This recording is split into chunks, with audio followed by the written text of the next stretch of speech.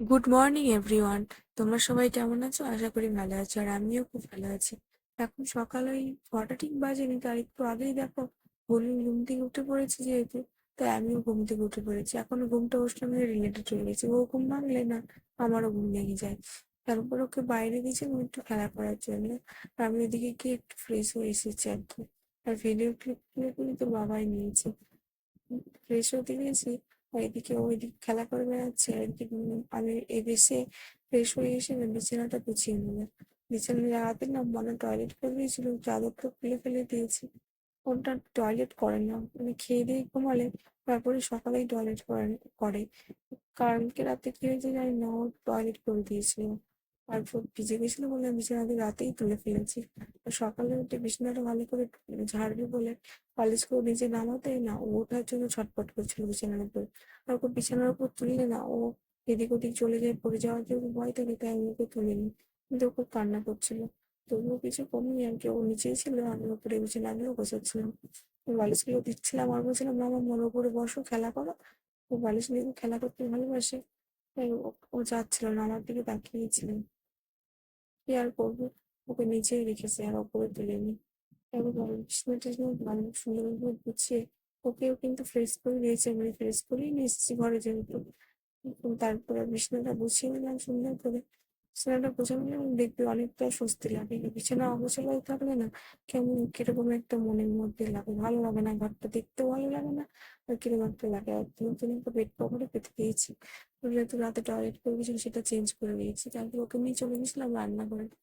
রান্নাঘরে ওকে খাওয়াতে হবে যেহেতু অনেকটা বেলা হয়ে গেছে, 8টা 8:30 মতন বেজে গেছে, ওকে একটু খাওয়াতেও হবে। তাই ওকে চলে গেছিলাম এই রান্নাঘরে। একে ঘরে রেখে গেলে ওরা থাকতে চায় না, কান্না করে। রান্নাঘরে গেলেও দেখো কেমন কান্না করে।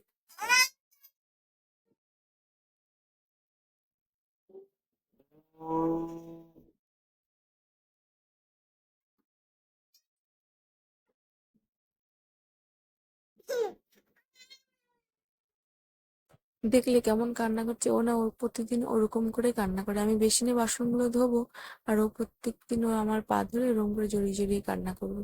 তারপর একটু চা করেছিলাম খাওয়ার জন্য, আর ওকেও খাইয়ে নিয়ে চলে এসেছি এই করে দোলনা বেঁধে ঘুম পাড়ানোর জন্য, কিন্তু ও না ঘুমাচ্ছিলই না।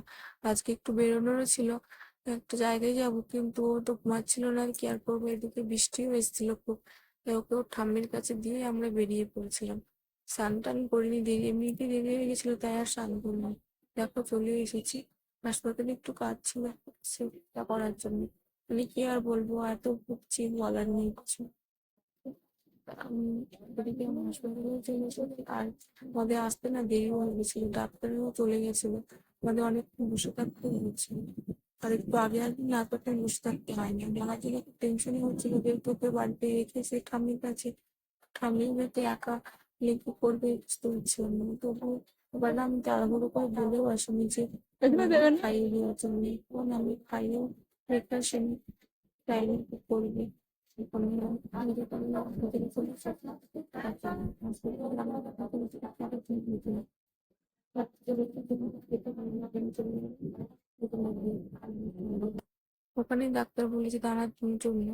তো ওখানে অনেকক্ষণই বসেছিলাম আমরা, কিন্তু এখন না অনেক লেট করেছিল আসতে।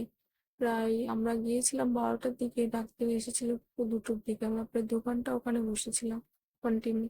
আমাদের বাড়ি আস্তে আস্তে মোটামুটি 3টে বেজে গেছিল। আর মেয়েও না এদিকে ছটফট করছিল, কি করবো, তাই বাড়ি এসে দেখছি ওনা ঘুমায়নি। খেলা, তারপরে আমরা একে এসে স্নান টান করে খেয়ে দিয়ে ওর সাথে খেলা করতে বসেছিল। এবার বাইরে খুব বৃষ্টি, বাইরে ওকে নিয়ে যাওয়া যাচ্ছিল না, তাই ঘরের মধ্যে ওকে খেলা দেওয়ার চেষ্টা করছিলাম। আল্লাতে জামা কাপড়গুলো দেখেছো সব নিয়ে এসে দিয়ে এখন খেলা করবো ওটা নিয়ে। এত খেলনা দিয়ে ওর ওর হয় না। ওর ওই জামা কাপড়গুলো নিয়ে ওর বেশি ভালো খেলনা হয়। ওই জামা কাপড় নিয়ে এসেছে খেলা করবে, আর জামা কাপড় নিয়ে খেলা করবে না, শুধু নিচে ফেলবে আর নিয়ে আসতে যাওয়ার চেষ্টা করবে, আর বারবার পড়ে যাওয়ার একটা ভয় থাকে।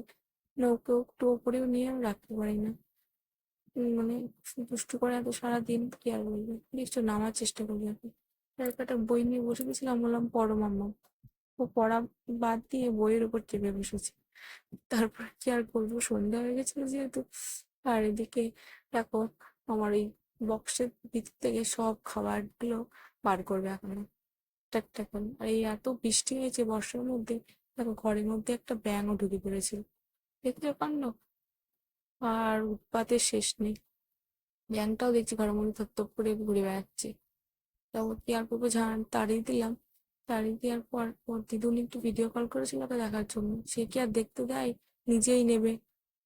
তারপরে ও ঘুমিয়ে পড়েছিল, সন্ধ্যা 8টার মতো বেজে গেছিলো, যেহেতু ও ঘুমিয়েছিল, যেহেতু তাই মামলামের না নুপুরগুলো মলগুলো সব ভেঙে গেছিলো, তাই আমি এগুলো চেঞ্জ করে দিয়েছিলাম। তোমার যদি মিনি ব্লগটি ভালো লেগে থাকে অবশ্যই লাইক, কমেন্ট ও শেয়ার করবে।